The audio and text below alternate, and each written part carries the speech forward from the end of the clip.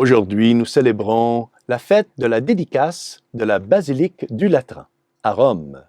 Nous ne célébrons pas la construction d'une église, mais nous célébrons ce qu'elle représente, et spécialement nous célébrons la divinité de la vie qui se trouve à l'intérieur.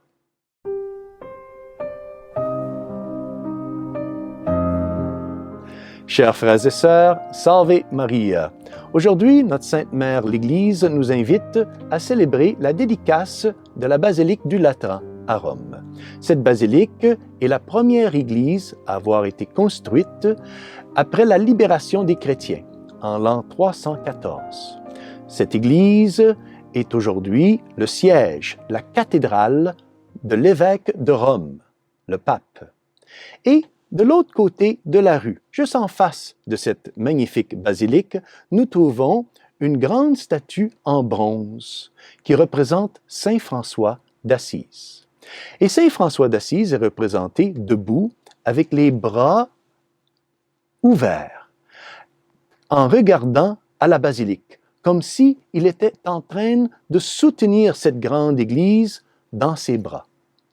Cela nous rappelle la grâce mystique que Saint François reçut lorsque le Seigneur se manifesta à lui et lui dit « François, rebâtis mon Église ».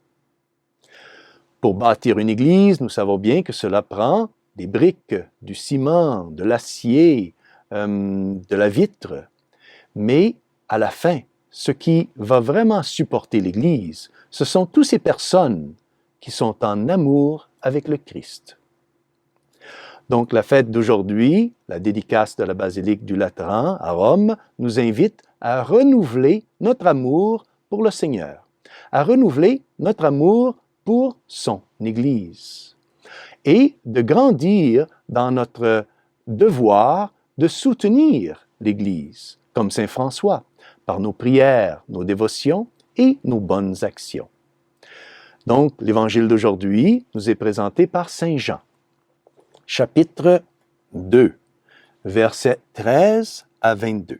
Et dans cet évangile, Saint Jean va nous rappeler un épisode dramatique de la vie du Seigneur, lorsque le Seigneur entre à Jérusalem et fabrique un fouet, afin de nettoyer le temple de Jérusalem, de toutes ces personnes qui sont en train de vendre des animaux et des changeurs de monnaie.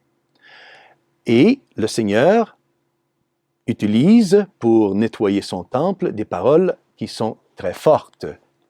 Les voici. « Enlevez cela d'ici.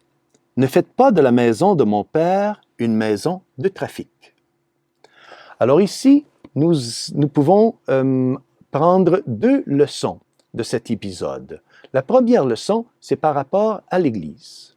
Lorsqu'une Église est construite pour la prière et pour l'honneur de Dieu, cette Église devrait être utilisée exclusivement pour la prière et pour la gloire de Dieu. Et nous devrions toujours faire très attention de respecter ce lieu, car c'est un temple saint, c'est un lieu de prière. Et donc, je pense surtout que nous devrions être très prudents de ne jamais commettre de péché dans une église. Alors, par exemple, un péché d'ambition ou de mondanisme, de vanité, d'orgueil, de colère, jamais. Et la deuxième leçon que nous pouvons retirer de cet épisode, c'est par rapport à nous-mêmes, en nous rappelant que nos corps sont aussi temples de l'Esprit Saint. Et donc, nous devrions toujours faire attention de garder nos corps purs, de garder nos corps ainsi toujours en union et en paix avec le Seigneur, afin qu'il puisse en trouver dans nos corps une demeure agréable à ses yeux. Donc, nous devrions, oui, toujours nous émerveiller par les beautés de nos églises, en les respectant, en prenant soin d'eux, comme des lieux de demeure de Dieu.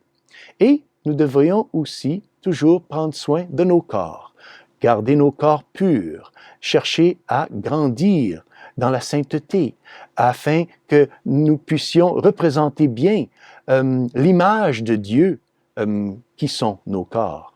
C'est ainsi que lorsque le Seigneur viendra, et nous savons ni le jour et ni l'heure, mais lorsqu'il viendra, il ne nous chassera pas de sa présence avec le fouet.